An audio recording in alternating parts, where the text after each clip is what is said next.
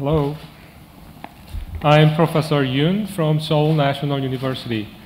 Actually, I'm also serving as the chairperson of the Presidential Committee on the Fourth Industrial Revolution, established by the South Korean government. This session is about AI, artificial intelligence, and I'm going to be the moderator for the session. We have three excellent speakers today. Professor Jay Lee, distinguished professor of University of Cincinnati and vice chairman of the Foxconn Technology Group. Professor Lee is the first speaker. The second speaker will be Luc Ramon, executive vice president of Schneider일렉트릭. And the third one is Sang-jin Lee, chairman and CEO of Korean Standards Association. All of these three speakers are experts in AI and applications in both academia and industry, I think. And today's session will be really insightful, I hope. So I'm pretty sure that Professor Lee and Mr. Lumong wanted to be here in person, but as you know, international travels are extremely limited. So they will be making their live presentations, and also they will be here for the discussion and QA session. First, let's start with the presentation by Professor Lee. Professor Lee is the founding director of NSF Industry University Cooperative Research Center on Intelligent Maintenance Systems. And also in 2018, he founded and he continues to direct the Industrial AI Center, which is called IAI Center. In addition, Professor Lee is vice chairman at the Foxconn Group. So I expect that he's gonna tell us about a lot of fresh insights and also a lot of opportunities and experiences he has had, both in academia and industry. Professor Lee, please start. Yeah. Okay. Yeah, thank you for the introduction. Can everyone hear me? Yes. Okay, thank you.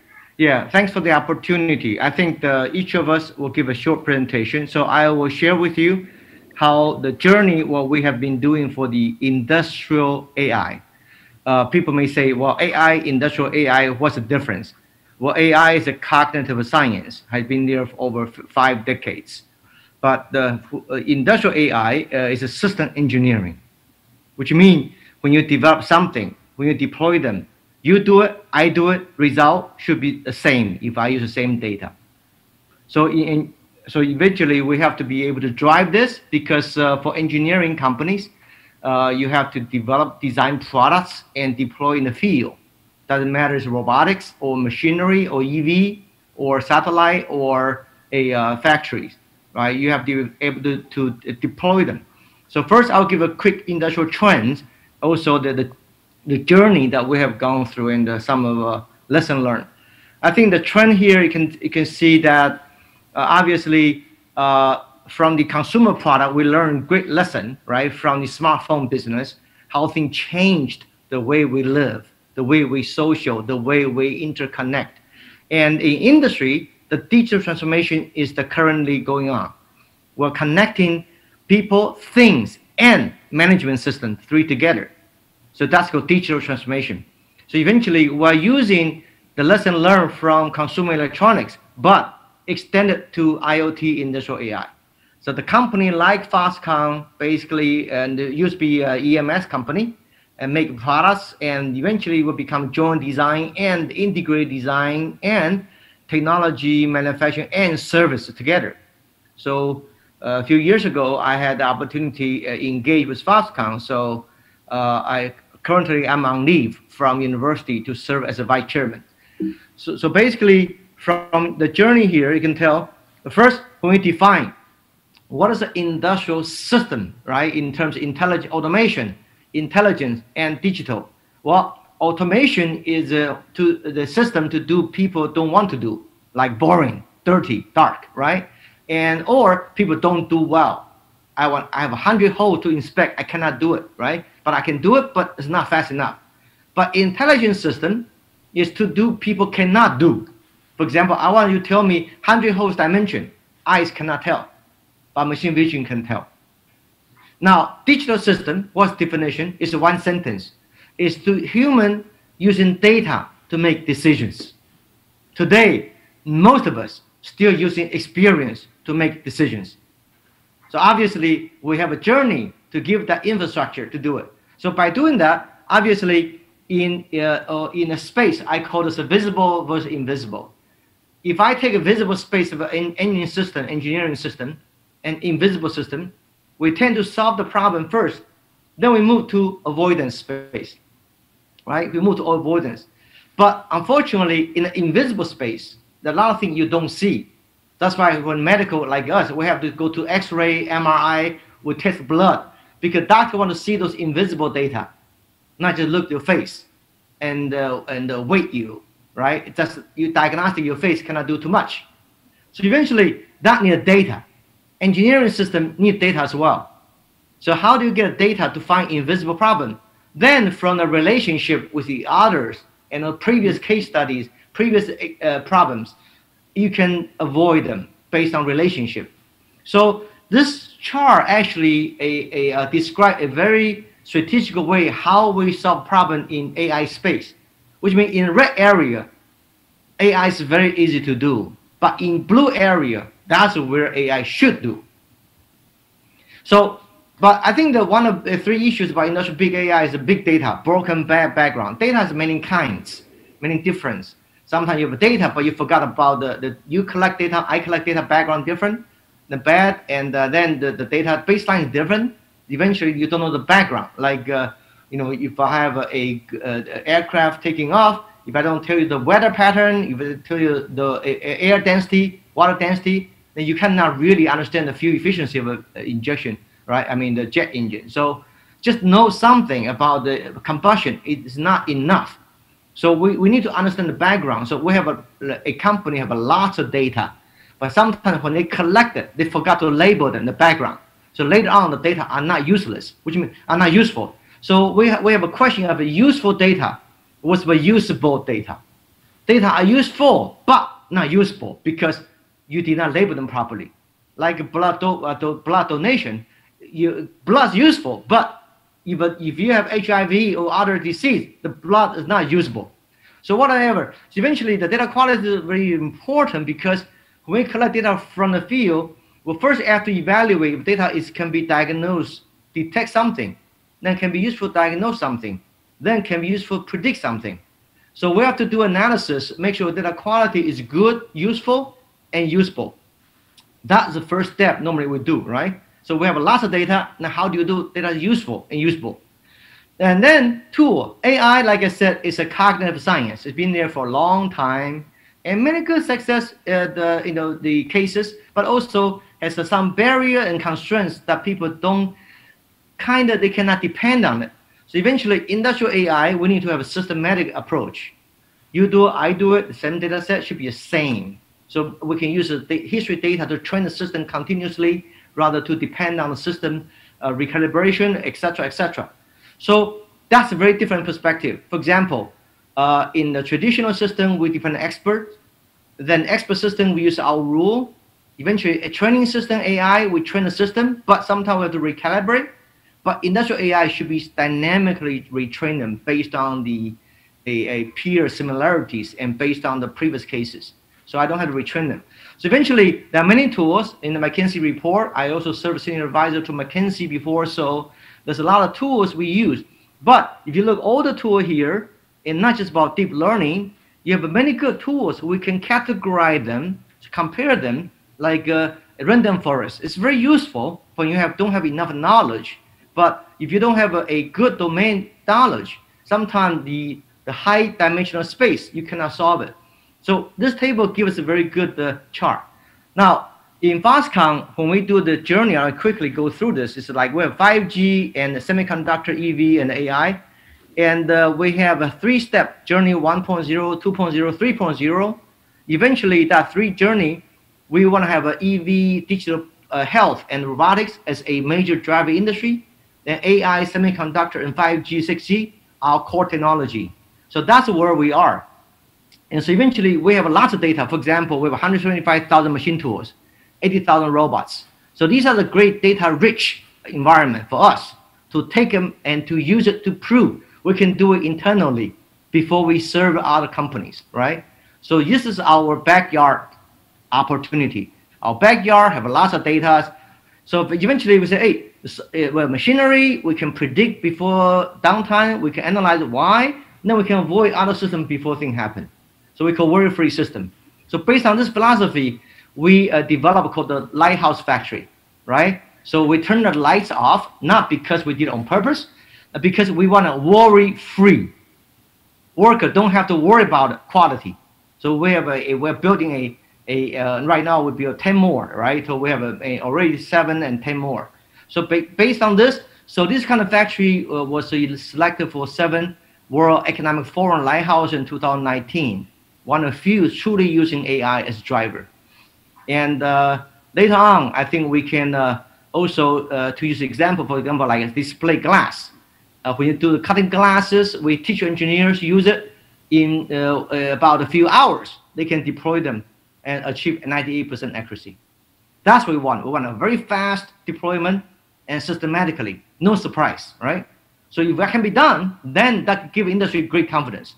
So again, the 3 level, we train the people, we have to understand the production system, we have to understand the management system, how to find the data, how to use the data, how to use the tool. Each level, that's different. So we need to train people to have lead the world capability and do industrial AI training. So this is the way we train people. Thousands of people in the factory, we train them. And US, we also train them, engineer to use the system. But this is our textbook, Industrial AI, published by Springer. Of course, we have internal textbook, train the people as well. So with that, I will say I conclude my introduction. So this is a summary that ABC, AI, big data, cloud, those are the basic tools. Domain knowledge and evidence is our purpose. So we drive that ABC as a tool. DE is our purpose, right? You need evidence of improving. So with that, I conclude my briefing. Thank you very much.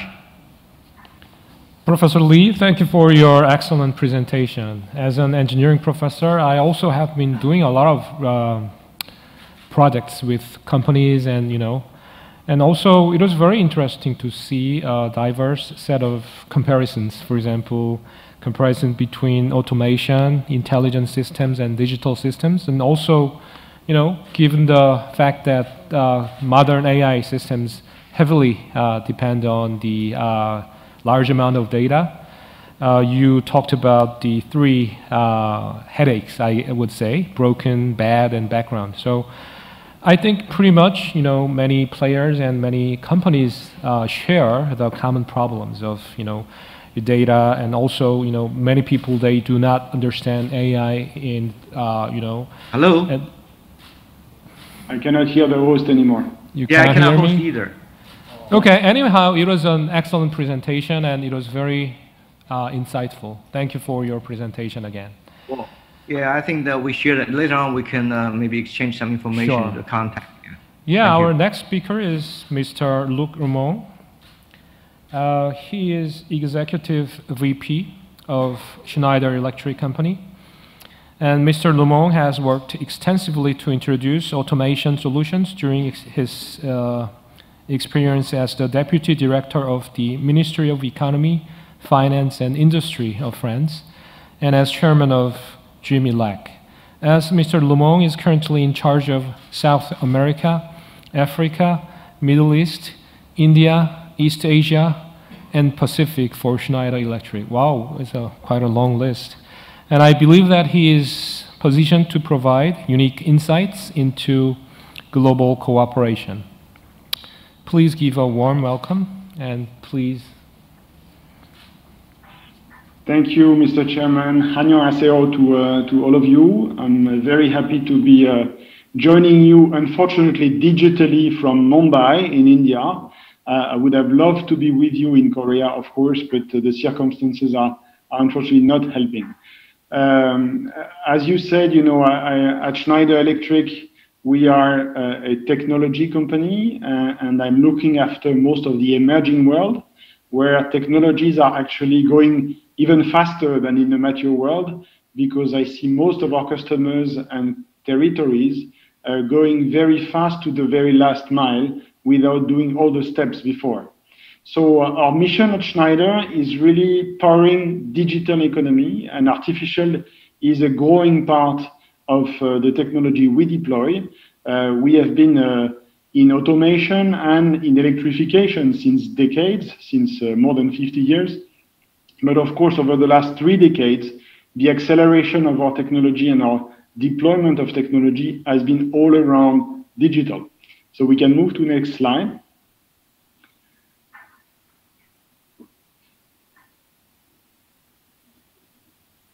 So the way we approach digital is that, of course, we have come from a technology that is automation and electrification.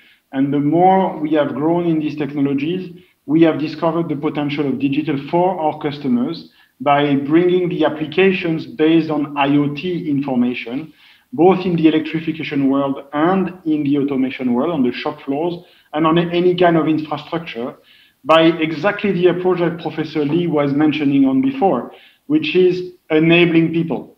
We do not believe at Schneider that automation for the sake of automation is successful.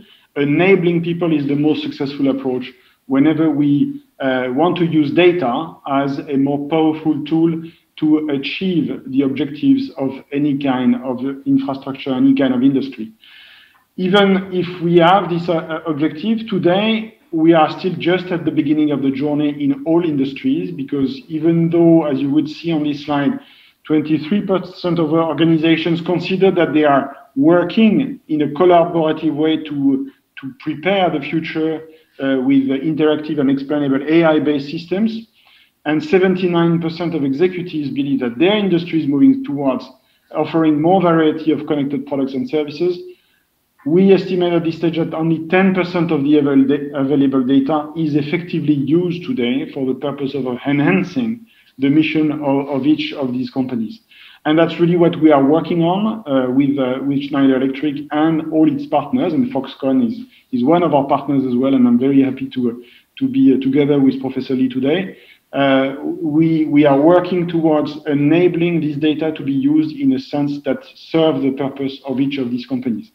We can move to the next slide, and I will illustrate on the next slide what the purpose can be, because using data for the sake of using data is nice, but everyone has an economic constraint and want to satisfy some business purposes thanks to technology. So here what you have is our feedback after a decade or more of using data with applications that are IoT enabled and AI enabled on the various kinds of infrastructure that Schneider is serving.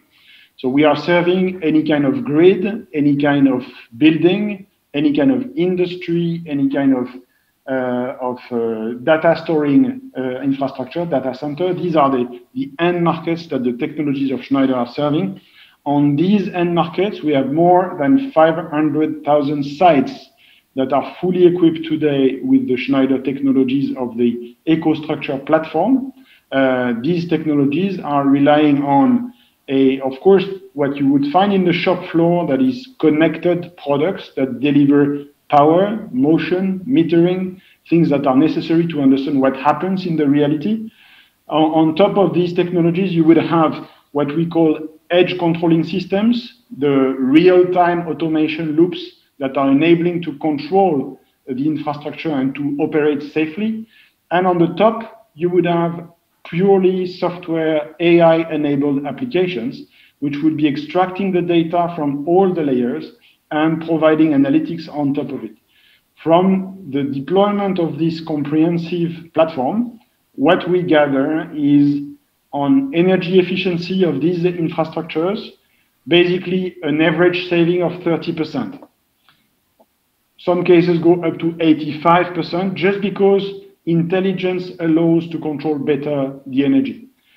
On productivity, we go up to 75% savings of maintenance costs, thanks to better understanding on when and how maintenance is well defined and optimized by predictive maintenance and analytics that would define when the maintenance needs to occur. On the CapEx phase, we also have optimizations thanks to an engineering and a commissioning reduction, which is linked to the better analysis of what are the needs of the customers in the design and the implementation of their infrastructure. The most impressive one and probably the best business case for most of our customers is reliability, because when you pile up all the benefits that AI is enabling, you end up most of the time by reducing by half the downtime of your infrastructure. And of course, the downtime is super costly, because this is exactly the time when everything that you have invested in does not produce. So that one is probably the most visible, immediately visible by most of our customers. And last and certainly not least, particularly in these COVID times, thanks to this application, we do improve safety by at least 25%. And I will come back on an example that shows that on one of our factories. We can move to next slide. So I would like to move to some examples, starting by a Korean example. Company called Hunga, one of their very good customers. It's a machine manufacturer, leading machine manufacturer in Korea. They asked us to help them to enhance the real-time monitoring of the data produced by packaging machines that they are producing, and to enhance the way these machines can be monitored, controlled, and better maintained. So we have applied with them an application, AI-enabled application called Ecostructure Augmented Operator Advisor, which is providing to the operator a gathering of analytics based on anything that can be collected on the machine, enhanced by the analytics that are provided thanks to sets of data that are represented by all the machines that we have been built and deployed in many places. And these analytics enable the operator to be guided on how to intervene and when to detect some preliminary defaults, for example, on a machine, and to work with their own customers to optimize the downtime. So that's one example. We can move to next slide.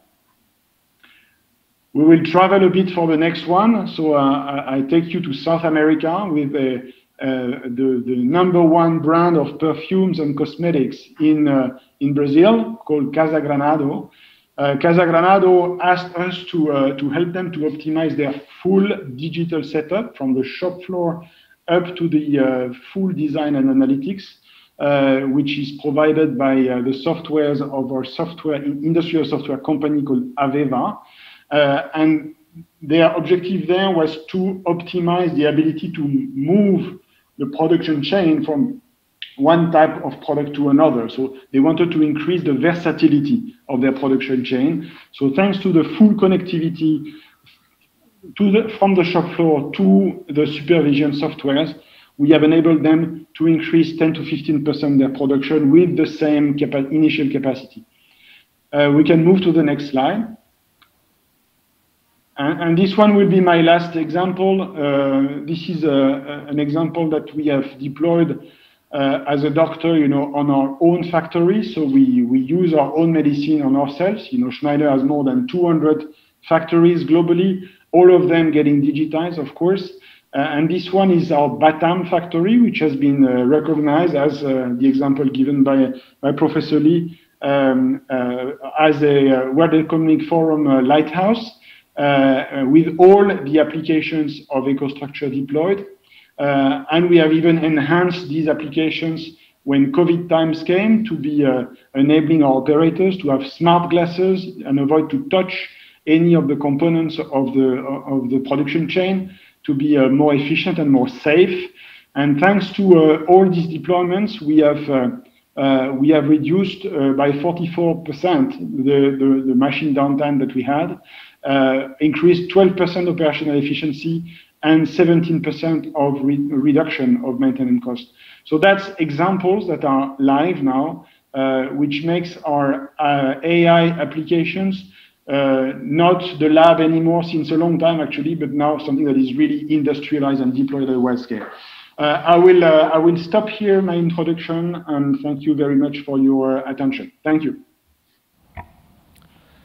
Mr. Lumong, thank you for your presentation. I like the expression powering digital economy with AI. I really like the title. And I am more than, I do more than agree with you with the opinion that AI can really make changes. And also the numbers, the degree of improvement delivered by AI, the numbers are really impressive. And also, 3 examples include Korean company, which is really good. And thank you again for your presentation. Okay, now let's move on to the last presentation.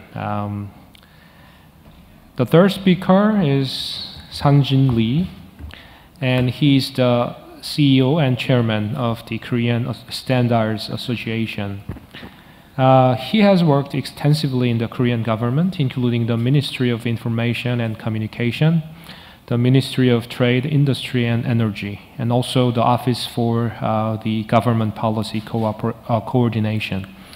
And he's now working to establish a platform for digital transformation and overall value chain, like standard certification, education, demonstration, and big data. Please give him a round of applause. Okay. Okay. Thank you, moderator. Okay. Okay. My name is Sang-Jin Lee, chairman of Korean Standard Association. Since most of the audiences are Koreans, so I will do my presentation in Korean, and then I'm going to join in English at the Q&A session. 제가 오늘 말씀드릴 제목은 주제는 한국 인공지능의 잠재력과 미래 이슈 이런 주제입니다. 3가지로 구성이 되어 있습니다. 첫 번째로는 현재 우리 상황이 어떤가, 그 다음에 2번째로는 한국이 외국과의 솔루션과 애플리케이션에서 어떤 차이가 있는가 비교 평가하는 것, 그리고 마지막으로 주제에 관한 이슈입니다. 첫 번째 우리가 현 상황을 진단하기 위해서 플러스 사이드하고 마이너스 사이드를 가지고 비교를 해봤습니다. 그래서 플러스 사이드의 경우에 한국은 굉장히 제조업과 서비스업이 골고루 발달되어 있는 나라입니다. 여기 보면은 딜로이트에서는 2020년에 우리나라가 6위라고 나와 있지만 실질적으로 제가 경험한 바로는 인건비라든지 이런 걸 제외하면은 한국하고 중국 정도가 제조업을 골고루 갖고 있는 나라다. 그리고 서비스 사이드에도 보시면은 한류라든지 또는 이 컴퓨터 서비스나 이런 것들 2011년까지는 국제 무역 수지가 적자였습니다만 2012년부터 굉장히 급속하게 증가하고 있습니다.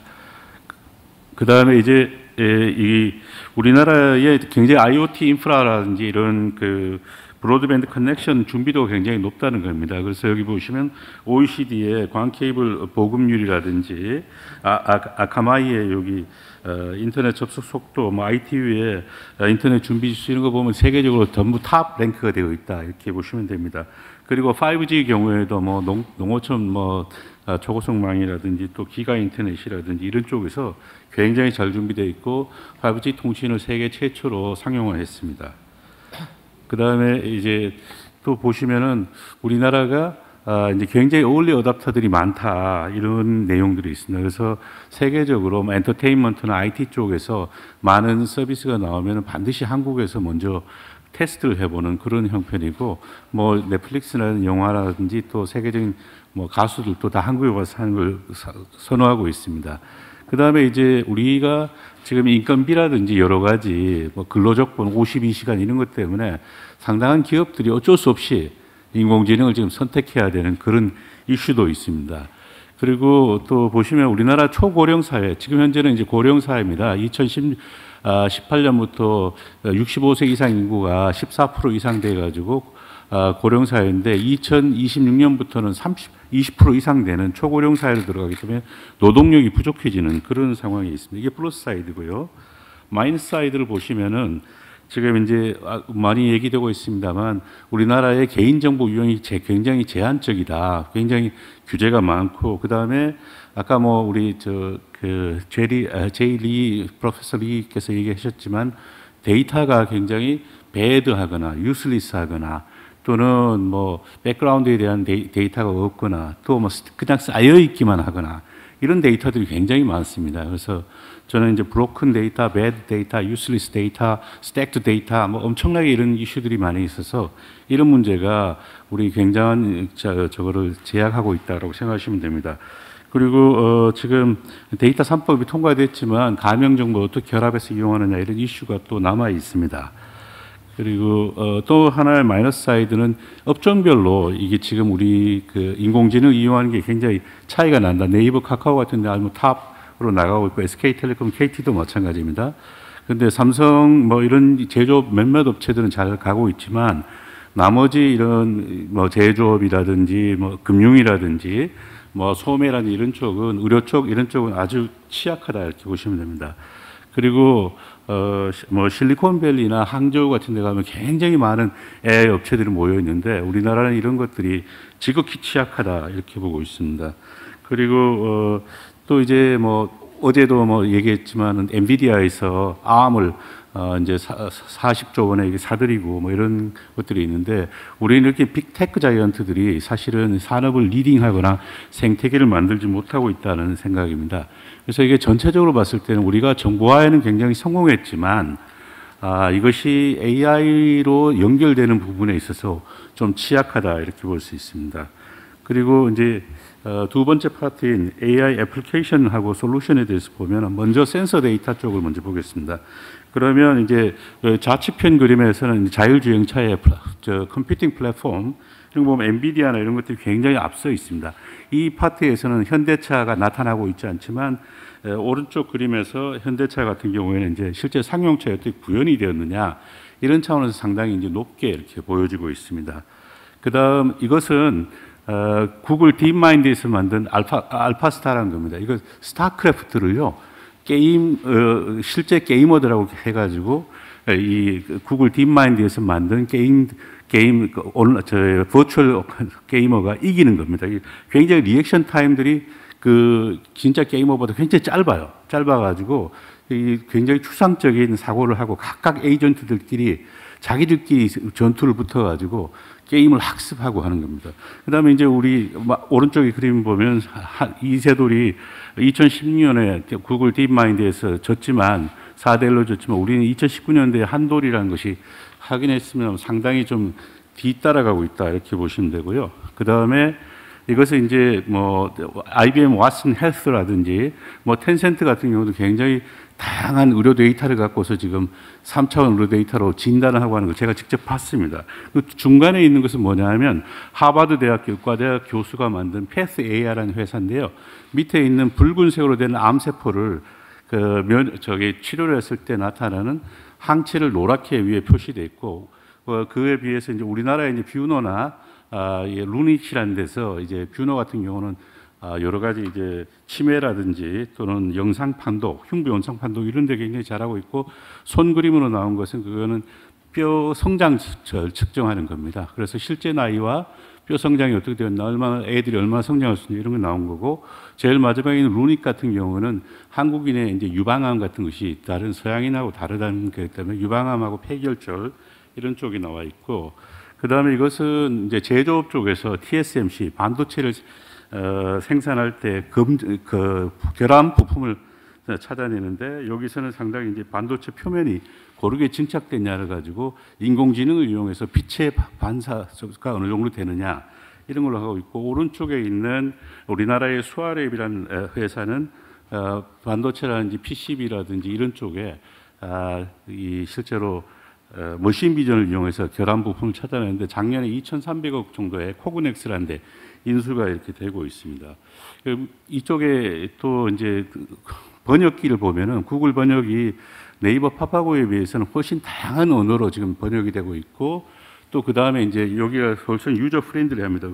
그 네이버, 구글 같은 경우는 기차역은 어디 있습니까? 그러면 그 밑에 외국인이 읽을 수 있도록 영어로 GI 뭐 이런 식으로 표현이 되어 있다는 겁니다. 그리고 또 하나 이제 센서 데이터 말고 텍스트 데이터나 언어 데이터를 이용해서 하는 것들이 이제 우리 틱톡으로 유명한 바이트댄스에서 만든 더우티아우 이런 것이 있습니다. 이거는 4,000개의 파트너사로부터 그 언론 관련된 뉴스를 전부 모아가지고 개인의 맞춤형으로 제공합니다. 그 여기 동영상도 있습니다. 제가 이거 매일 보거든요. 너무너무 중국에 대해서 잘 그 정리가 되어 있습니다. 근데 우리나라도 뭐 11번가나 이런 데에서 이제 어버이날에 이렇게 부모, 뭐 여자친구 선물 같은 걸 이렇게 찾은 이런 응용 프로그램들은 좀 나와 있습니다. 그리고 이제 다음에는 이제 또 RPA, 텍스트 데이터를 이용해서 저기 데이터를 추출해서 보고서를 만든다니 데이터를 저장해 주는 걸 자동으로 한다니 이런 것들이 보면 뭐 오토메이션 애니웨어나 UiPath 같은 것도 잘하고 있지만 삼성 SD에서 만든 브라이트웍스도 상당히 괜찮다 이렇게 보시면 되겠습니다. 그 다음에 이제 보이스 쪽에 이용하는 것들 보면 아마존의 알렉사 이걸 이용해서 스톤헨지라는 회사에서 아파트 관리를 하면서 온도 습도 이런 것들을 자동으로 하게 하고 또 우리나라 같은 경우 KT가 진이라는 플랫폼을 이용을 해서 상당히 이제 그 종합적인 AI 서비스를 하고 있습니다. 그리고 이쪽에 보면 이 파이낸스 섹터에서 캔쇼라는 이런 주식 주가 예측하고 하는 것들이 있는데 이거가 이제 뭐 JP 모건 같은 600명의 애널리스트를 다 잘라버리고 2명만 남겼던 그것이 이제 캔쇼를 이용한 건데 우리나라는 그런 것들이 없습니다. 그리고 마스터카드나 이런 데서도 비자카드에서 아이디를 이렇게 홍채나 또 이런 걸로 인식하게 하고 이런 것들 또 부정 사용 같은 거 방지하는데 신한카드 이런 쪽도 잘 하고 있습니다. 이런 거는.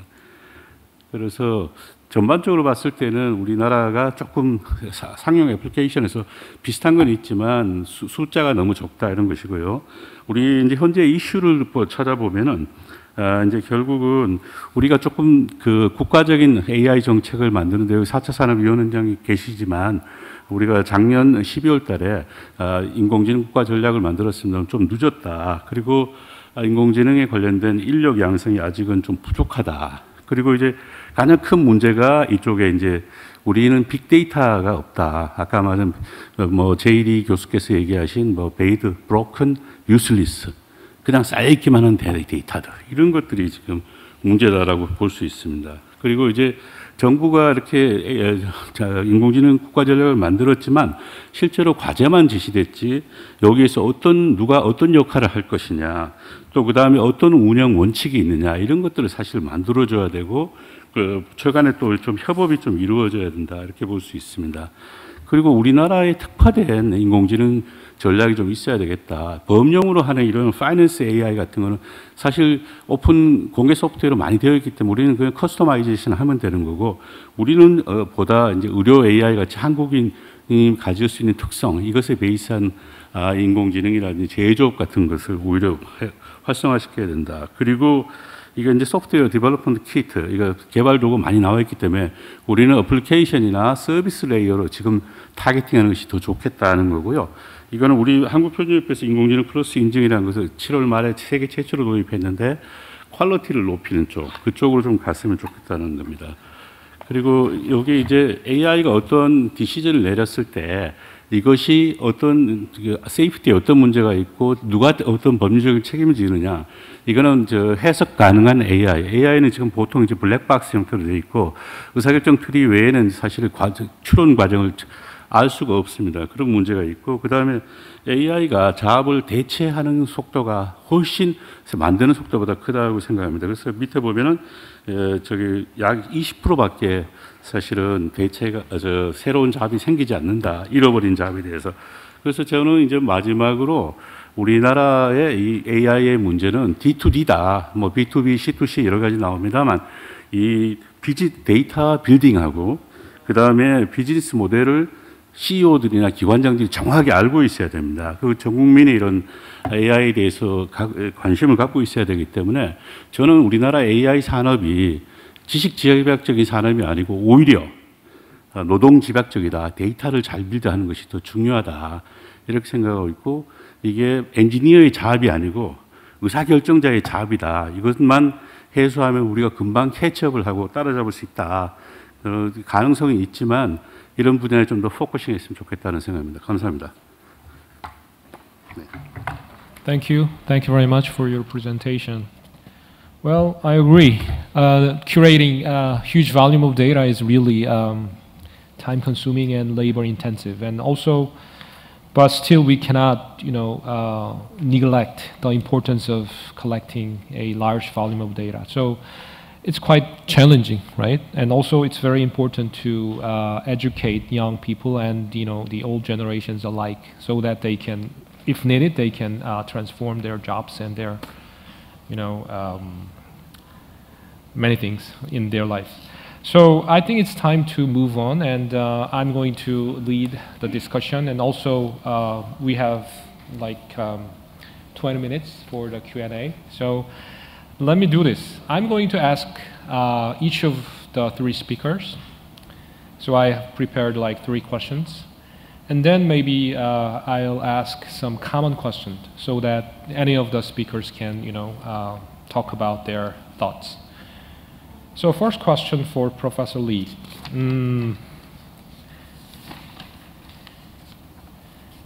You are the vice chairman of Foxconn, right? So have you faced any difficulties as a result of the recent tension between the G2 and with 5G and AI being sources of conflict between the US and China? Do you think there will be a time when big data and high-tech hegemony become sources for even more conflict? And also, when considering just AI, the US and China are locked in competition. And France and Germany are moving to establish a third power. What will happen to this global landscape in the future? I have asked a lot of questions, and you can answer some of them. I think that fundamentally speaking, regardless the what changes, right? So the world is always moving to a better place, which means that a human capital always need to be upgraded to a different level of capabilities, right? So AI is a culture. It's not just about technology. AI is also a new mindset. It's not just about the new tools. AI is also about how you deal with issues versus create opportunities. So to me, if you focus on AI as a capability building, the culture building, and also the mindset building, then you have lots of work to do to renew, and rebuild your human capital, right? That's number one. Number two, of course, you do have AI-related products. For example, edge computing, and AI chips, etc., etc. But you need to focus on the pain that you care and your customer care the most. Just to give example, when we deploy AI, we look at the most painful things drive our efficiency, and right. So we look at the manufacturing inspection, for example. That gives us a great opportunity because we have a data-rich environment, so we can quickly harvest these data, create a great predictive capability, and that give you a great yield, efficiency, and a cost reduction. So we can get there, no problem. That help us. But when we build products, eventually that will differentiate my customers to help them as well. So we like to look at this as a new opportunity. And but certainly, if you are the company making something related to AI chip and AI whatever products, that may have some constraints depending on what you do, right? So that's a different story. To answer your question, I do believe this is the journey for our time, because we have learned enough how to collect a useful data, how to make data usable. Eventually, we can find data more valuable, right? So that's where our journey is. I hope this journey can continue to become our capability, our culture, our mindset. So, of course, there are always political or other issues in front of us. But humans want to live better and make things better, and always is a true north. Yeah.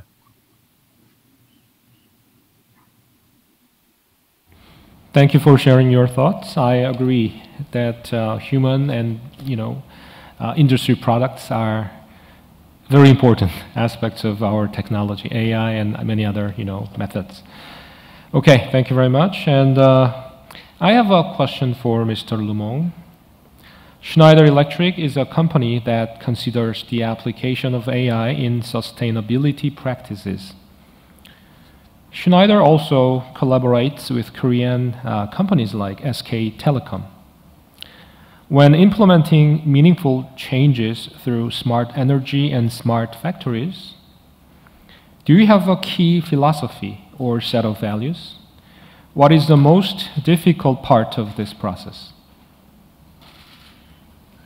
Thank you very much for your question. I think the first step is, of course, to have a goal, to have a purpose as a company.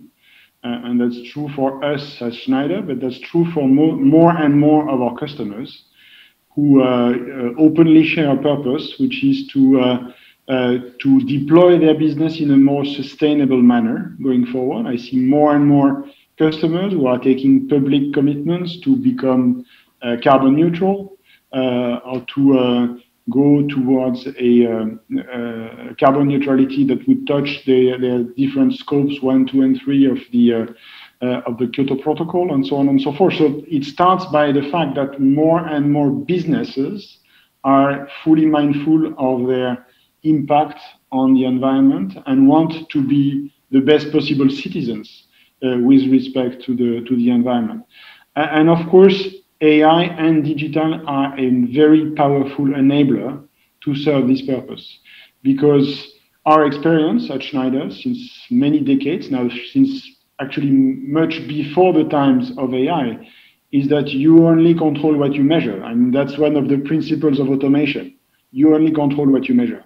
So starting by measuring what you are doing on premises in terms of energy efficiency, in terms of process efficiency, is the first step towards making a better use of resources, making a better use of the entire infrastructure that is available for a given industrial purpose.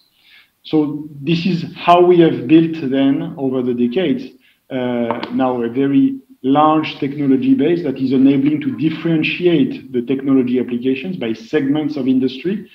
Because of course, you know, a cement industry would not tackle their sustainability topics as an oil and gas industry would, or as a car manufacturing company would. So that's why we have then interpreted or specialized our approaches so that we can fit our technologies with differentiated applications for each of the segments of industry, depending on the learning that we have had together with our customers of each of these segments. So that's the journey we have had in Korea as well, working with Korea is a very big manufacturing country, a very big industrial country, and we have had this journey, and we are deploying this journey with our Korean customers so that we can, you know, work with the shipping industry. You have the biggest shipping industry in the world, for example, to deploy on the electricity side and on the automation side some of these technologies, and with more and more other sectors of industries. And also, I would like to say that this is not just a question of large companies. To reach these targets, we need to work as an ecosystem. And the ecosystem is most of the time working as much with the suppliers, the small and medium enterprise that are contributing to a very complex and complete value chain, so that the overall value chain is serving a purpose of sustainability. And really, I want to share again, this is really our manifesto at Schneider, which is that technology helps. We can solve most of our challenges thanks to technology. The future is not just bound to have less and to be renouncing to a lot of the benefits of years and years of progress. More technology can help to face these challenges, and all together we can make this planet being a good place to live for the long run, provided that we take this seriously. Thank you very much. I think that really there are, like, you know, different approaches needed depending upon different segments and sectors of industry. And also I think that Korea has a very diverse set of industry companies and, you know, segments. And also as a company, Schneiderilektric, I think that Korea can provide a very unique, you know, platform and testbed for your company. And also Yeah, I think that really technology helps, and engineering, is really the key, one of the keys to, make chances in industry as well. Okay, now last speaker, Chairman Lee. I'll ask you a question on behalf of our audience. Looking towards the next 10 or 20 years, what qualities and skills should the next generation develop as they enter the workforce of the AI era? In terms of the AI, and I think there is seismic changes of the industry as well as the economy itself.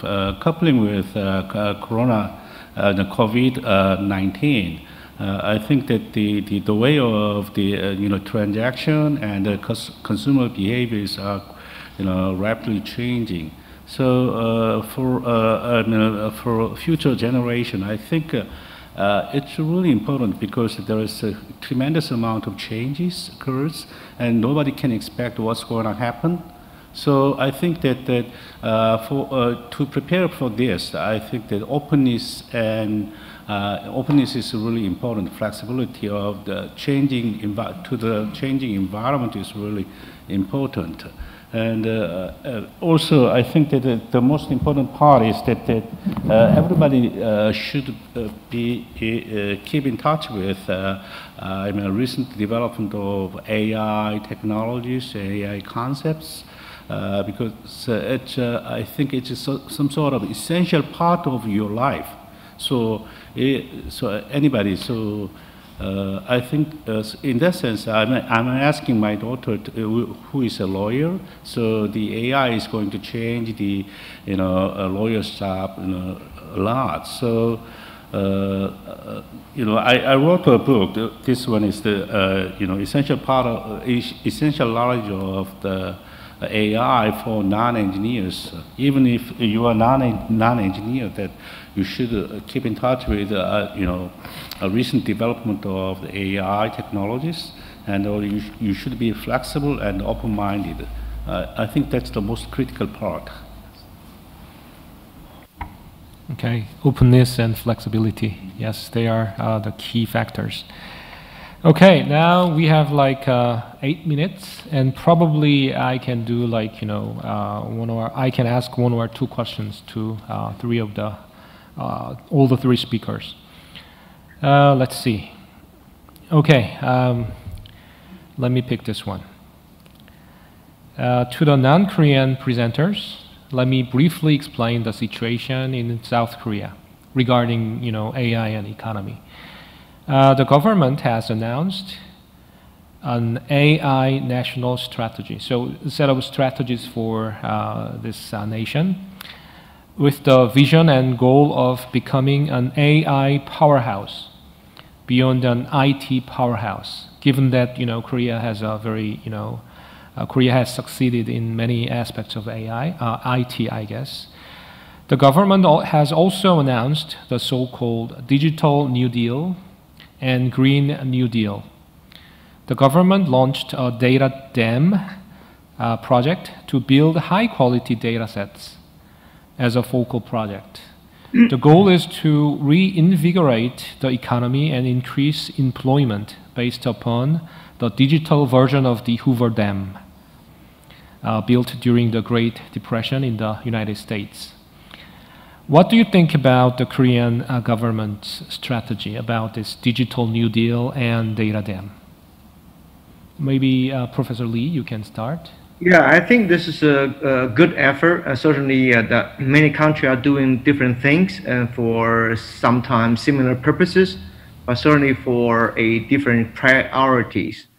I think that, like I said, in AI business, there's a different level of thinking. One is a data level, one is algorithm level, one is a computing level, right? The three different level.